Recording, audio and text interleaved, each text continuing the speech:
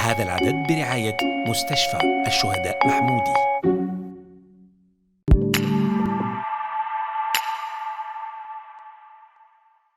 Salam, nous vous parlons aujourd'hui de physique médicale et précisément de radioprotection. اليوم نتحدثوا عن حماية من الإشعاع، بالضبط جميع الإجراءات المتخذة لضمان حماية الإنسان وبيئته من الآثار الضارة للإشعاع.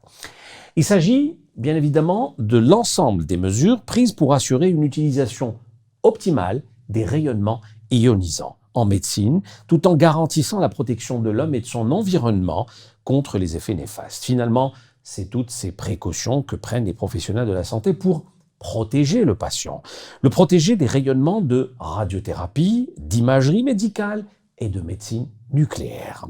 نركز بالتحديد على كل الاحتياطات التي يتخذها المهنيون الصحيون لحماية المريض، حمايته من العلاج الإشعاعي أو التصوير الطبي أو الطب النووي، ونشوفوا كل هذه النقاط مع ضيفنا اليوم.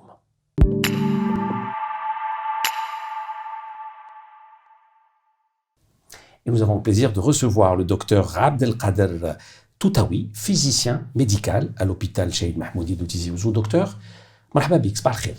Merci de me recevoir. Alors d'abord, que vient faire un physicien en médecine, docteur? Ça, c'est une très bonne question. On a l'habitude de voir dans les structures hospitalières des médecins, des paramédicaux, mais depuis un certain temps, on commence à voir des personnes qui sont totalement différentes du corpus médical, mais qui sont par la suite devenus professionnels de la santé. Ceci remonte à plus d'un siècle, suite à la découverte des rayonnements ionisants, et on doit la présence du physicien en milieu hospitalier à une personne particulière qui peut être considérée comme la doyenne et la marraine de la physique médicale moderne telle que nous la connaissons aujourd'hui, c'est Marie Curie. Après sa découverte du radium et la découverte des rayons X par un autre physicien, Röntgen, les gens se sont rendus compte que ces rayonnements pouvaient être utilisés pour voir à travers le corps humain. Et l'humanité, pour la première fois, elle avait l'opportunité de voir ce qu'il y a à l'intérieur de façon non invasive. بلا ما يفتح le corps, يقدر يعرف les structures اللي كاينين لداخل le corps. C'était une opportunité. Mais les médecins étaient loin de la physique, surtout qu'au début du XXe siècle, c'était la physique nucléaire, dans ses développements, la mécanique quantique, et ça, c'était un monde exotique par rapport aux médecins. Donc, ils avaient besoin de la présence de physiciens pour gérer ce rayonnement. Et c'est comme ça qu'est née la profession de physicien médical et la présence du physicien dans le mustashfa. Donc une spécialité à part entière, la physique médicale. C'est une spécialité à part entière, même si sa matrice génétrice reste la physique nucléaire, la physique moderne, mais par la suite, eu égard aux besoins spécifiques, يعني فيه احتياجات خاصة, il y a eu une spécialisation, surtout après que le monde a vu l'horreur de l'énergie nucléaire, après les explosions des 2 bombes atomiques dans la Deuxième Guerre mondiale, beaucoup de personnes se sont orientées vers une utilisation pacifique et bénéfique pour l'être humain. Et c'est comme ça que la physique médicale est devenue une spécialité à part entière. Et maintenant, si vous prenez la classification des Américains de Physics and Astronomy Classification Scheme, la physique médicale, elle a une rubrique à part entière et qui a un cursus universitaire à part entière aussi. Alors, le rôle du physicien, maintenant, que vous êtes dans un écosystème de santé, on va dire, يعني الدور تاع الفيزيائي في هذا يعني النمط هذايا تاع الصحة. Justement, le physicien a un profil de poste particulier, عنده des obligations particulières, parce que ces rayonnements ionisants, même s'ils sont bénéfiques, ils peuvent apporter un plus dans 3 disciplines particulières de la santé qui sont la radiothérapie, le traitement du cancer, معالجة بالأشعة للسرطان, l'imagerie médicale qui est devenue la pierre angulaire de tout système de santé, et la médecine nucléaire. La médecine nucléaire, là on utilise des rayonnements ionisants. هذه الإشعاعات المؤينة, elle a du bénéfice, mais عندها فوائد عندها فوائد وعندها أخطار. عندها أخطار parce que le rayonnement n'est pas intelligent et le mécanisme اللي راح نتحصلوا عليه pour la destruction des cellules cancéreuses ولا التصوير الطبي il va pas différencier بين la cellule malade ou la cellule saine. يعني يحكمهم كامل. يحكمهم كامل.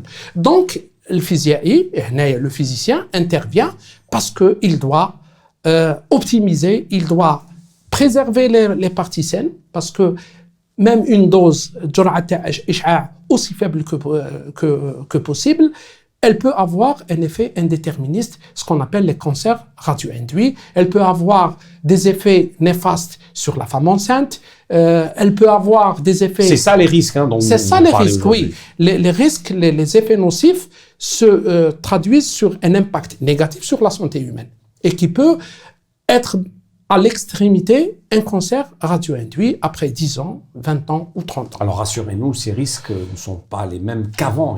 La science a évolué. La science a évolué. Absolument. La science a évolué parce qu'il y a eu une meilleure compréhension des mécanismes. Les physiciens, la communauté scientifique comprend maintenant de mieux en mieux les mécanismes تفاعلات تاع الإشعاع مع المادة الحية اللي هي الإنسان. Il y a de meilleurs moyens de quantification, de mesure et de protection. Et aussi, tout ça, il y a un cadre réglementaire pour régir ça. Donc, la protection, elle est meilleure. Parce il y a une sorte de quota à ne pas dépasser, une limite. Justement, le principe même de l'utilisation, c'est la justification. Si on doit utiliser une procédure avec des rayonnements ionisants, que ce soit pour le traitement ou pour le diagnostic. Quand vraiment ça le nécessite. Absolument. Il faut qu'il y ait une justification. Il y a d'autres alternatives non ionisantes. Là, on recourt au rayonnement ionisant. Donc, le principe fondateur, c'est la justification et on va parler dans les principes de la radioprotection. Alors, docteur, nous avons parlé au début de radiothérapie, d'imagerie médicale, de médecine nucléaire. Les effets des rayonnements sont les mêmes pour chacune de ces opérations? C'est différent? Non. Ça dépend de l'application. Par exemple, en radiothérapie, les rayonnements sont utilisés afin de détruire. Et là, on utilise des niveaux de dose très élevés. Donc, s'il n'y a pas les précautions d'optimisation, d'un calcul précis, on risque de causer plus de mal que de bien. Ça, c'est un niveau d'exposition. Par contre, l'imagerie médicale, c'est des faibles doses, mais on a dit qu'il n'y a pas de risque zéro avec le rayonnement ionisant. Donc, il y a aussi le concept en imagerie médicale, un très beau concept. C'est en imagerie, on ne cherche pas la belle image, on cherche la bonne image. On peut avoir une bonne image qui est interprétable cliniquement et on n'a pas besoin d'avoir une image où toutes les structures sont visibles. Il suffit d'arriver à un objectif clinique, il y a un principe aussi bas que raisonnablement possible. D'accord. Alors, on estime aujourd'hui que le rôle du physicien, justement, dans ce milieu, est d'assurer ce qu'on appelle une utilisation saine de ces rayonnements. Qu'est-ce qu'on entend par saine, docteur? Saine. Là, ça démarre du principe de ces rayonnements. Donc, si on n'utilise pas de façon optimale, si on n'utilise pas de façon rigoureuse, en prenant toutes les précautions, l'utilisation ne sera pas saine. On peut peut-être guérir un cancer, mais après quelque temps, on va en créer un autre.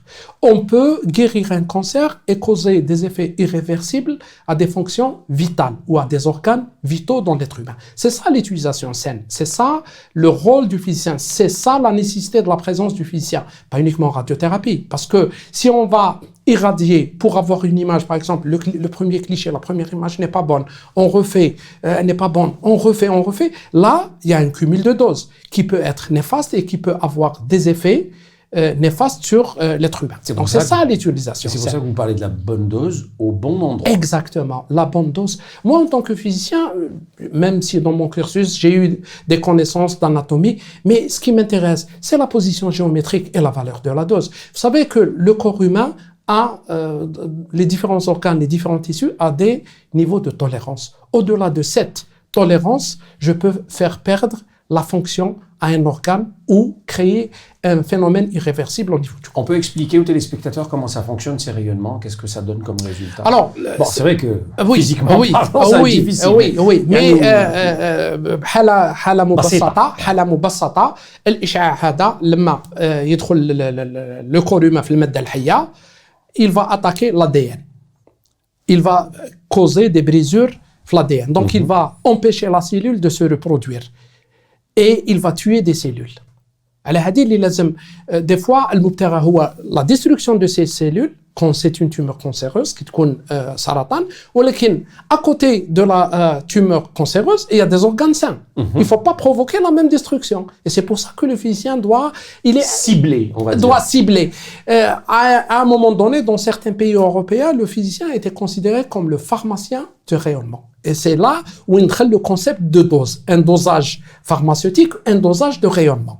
Donc, la destruction de l'ADN peut provoquer des effets génétiques, les malformations congénitales, peut provoquer des brûlures, des érythèmes, peut-être des fois des effets irréversibles, des accidents radiologiques à travers le monde ont conduit à des morts. On a l'accident d'Épinal, on a l'accident de San José, l'accident pas mal d'accidents de radiothérapie, mais aussi de rayonnement ionisant dans l'industrie où il y a eu, les gens ont eu les doigts coupés, les bras coupés, des Donc, brûlures. Les dangers sont réels. Ils sont réels, ils sont réels. Même en diagnostic, on a vu, moi-même dans ma carrière, j'ai vu des brûlures, on dirait au chalumeau. Mais c'était une procédure de diagnostic. Et c'est pour ça que la structure qui utilise les rayonnements doit mettre en place un programme comme dans notre structure. On a tout un département de physique médicale et de radioprotection, mis en place d'un programme de radioprotection et d'assurance qualité pour une utilisation saine et efficace de ces rayonnements. Donc, ce n'est plus un luxe, c'est une obligation. Et il faut bien préciser, docteur, qu'il s'agit de protéger le patient. On est bien d'accord? Absolument. L'opérateur, donc vous et toutes les personnes qui gravitent autour de vous, qui travaillent avec vous, donc tous vos collègues, et aussi le public à l'extérieur. Ça, il ne faut pas l'oublier. Absolument. La protection, elle a un peu la structure de l'oignon. L'oignon, c'est des couches... بصلة وحدة مور وحدة. Voilà. هذه هي. La protection du patient qui n'était pas très comprise il y a une trentaine d'années, maintenant, elle est devenue au centre des préoccupations. Parce qu'il y a une doctrine qui dit quand on protège le patient, on protège le travailleur.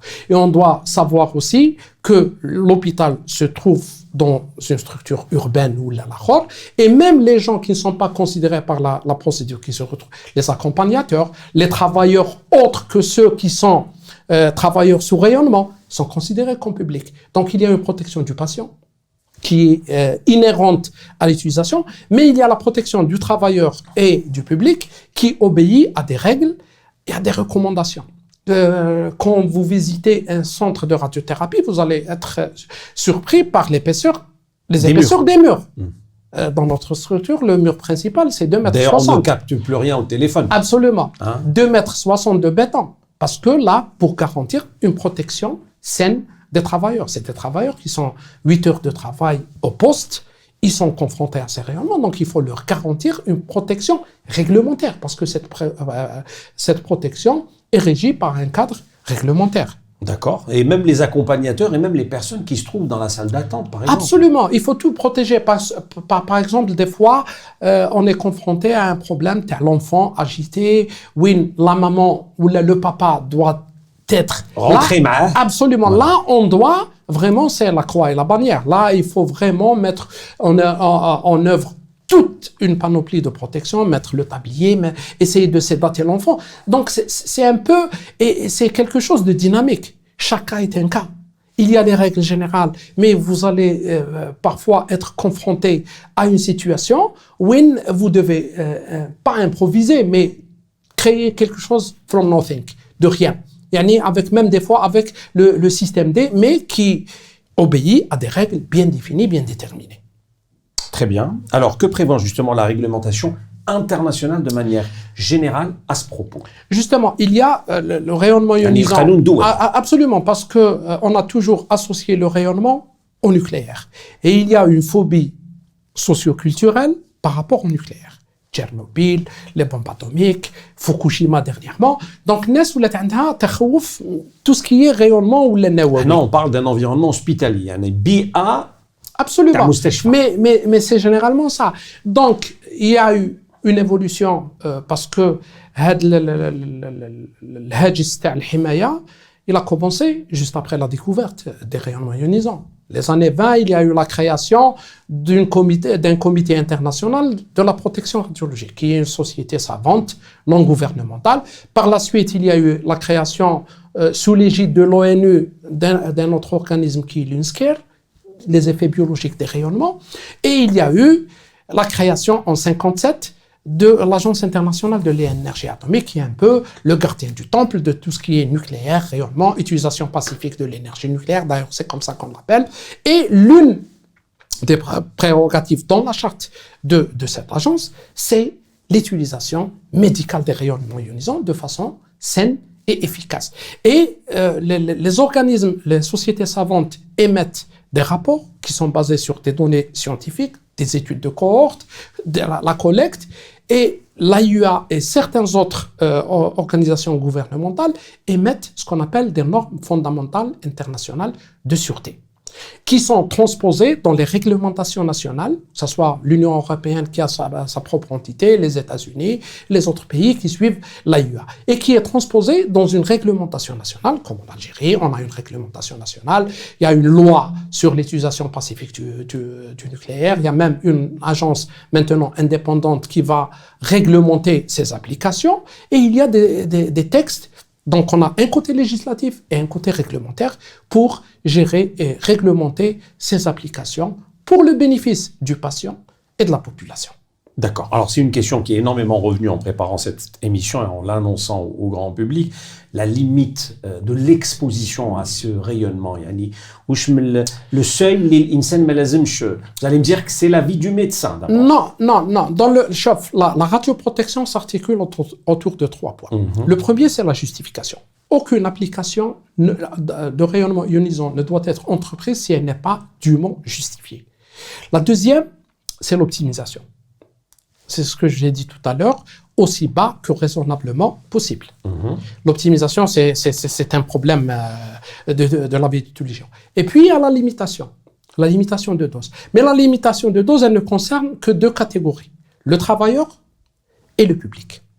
Le travailleur, le patient, c'est au jugement du médecin. Il n'y a pas de limite. On a un objectif clinique et la dose que l'on doit délivrer pour atteindre cet objectif clinique, qu'il soit thérapeutique ou diagnostique, elle n'a pas de limite. Mais il y a des guidelines, il y a des recommandations pour le phénomène d'optimisation. Très bien. J'ai 2 petites questions pour terminer. D'abord, les recommandations les plus importantes que vous devez rappeler, physicien que vous êtes aujourd'hui dans ce domaine.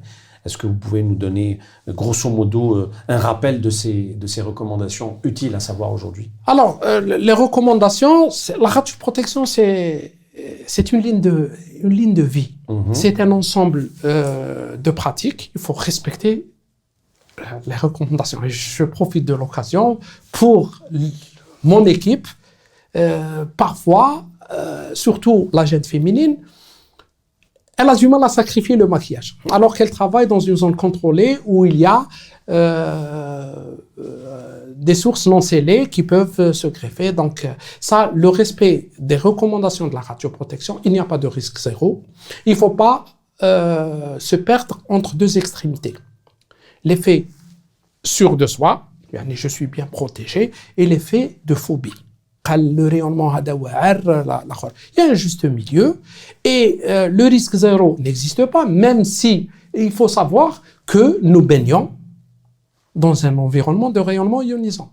La radioactivité émise par la Terre, le rayonnement cosmique, on est chaque jour, et en plus de ça, notre corps contient un élément radioactif qui est le potassium 40. D'accord. Dernière petite question, la spécialité que vous avez, ça fait plus de 30 ans, que vous faites.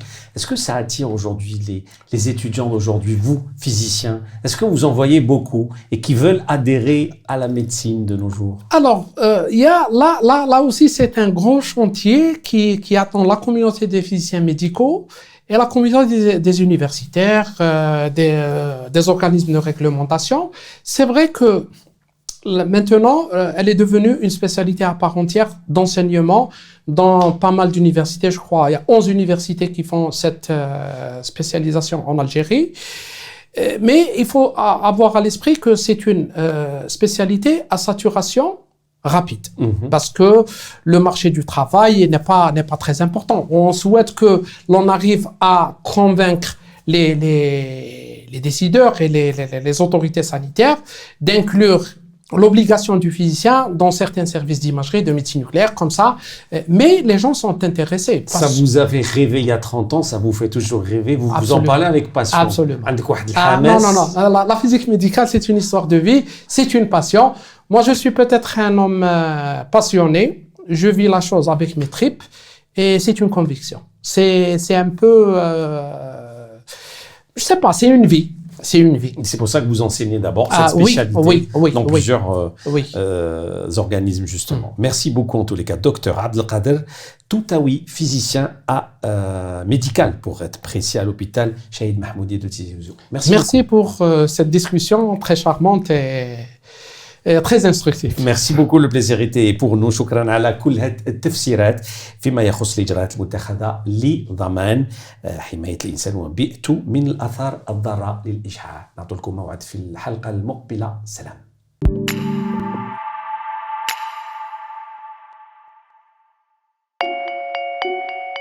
هذا العدد برعاية مستشفى الشهداء محمودي.